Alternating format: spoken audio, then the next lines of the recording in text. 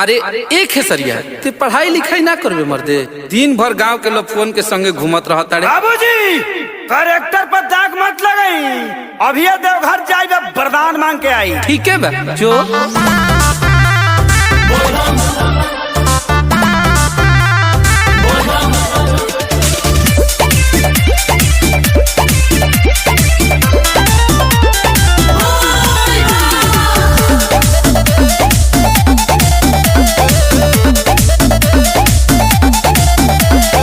भंगिया धतूर ली हाई चिखली, अपना सेवा कवा के बाबा ये तो भीख दी।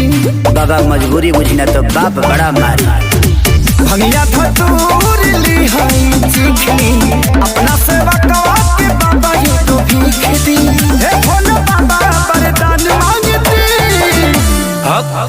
हम तुम्हारी तपस्या से प्रसन्न हैं, बताओ तुम्हें क्या चाहिए। 3 चीज, एगो नारी एगो गाड़ी नोट छापा का मशीन, एगो नारी एगो गाड़ी नोट छापा का मशीन, एगो नारी एगो गाड़ी नोट छापा का मशीन।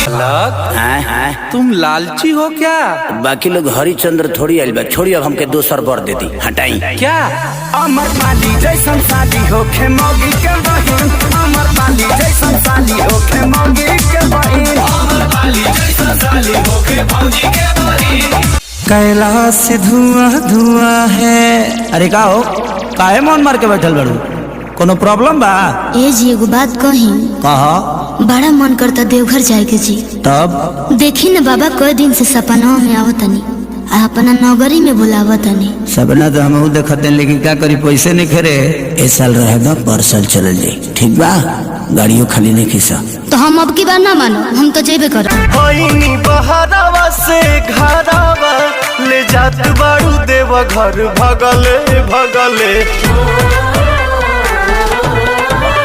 अरे ओही बिना आँख लली आइल बा, बनाइए के छोड़ा मुँह पगले पगले।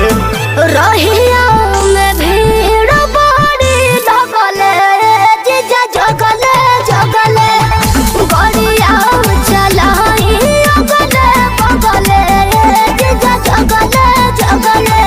चुप।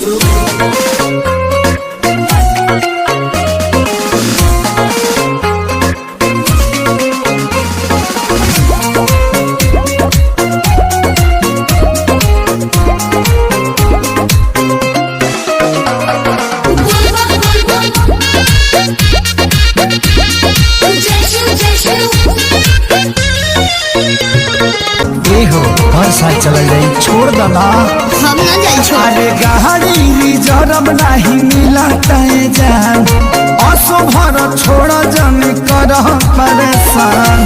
जाए खातिर देव भर फूलौले बाड़ू लोला, फूलौले बाड़ू लोला। हाँ तो सुनी ना, नहीं रसता में मांगब कोका कोला, राजा बुक कोके होला, चली ना बोलौले बड़ा भोला,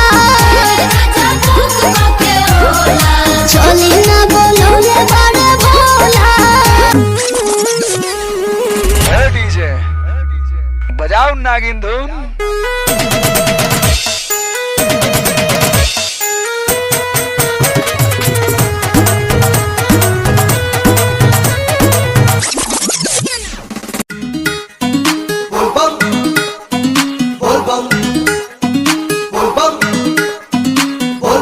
ताजा ताजा आइल बतूर के, हरा हरा पाता धतूर के, धरा चिलाम खिंचाए बम, होई आसान रहिया दूर के। लगे भंगिया के गोला, लागे भंगिया के गोला नमकीन जैसन, आज ढमरू आवाज करे बीन जैसन। नाचो भोला के भगतो नागिन जैसन, नाचो भोला के भगतो नागिन जैसन।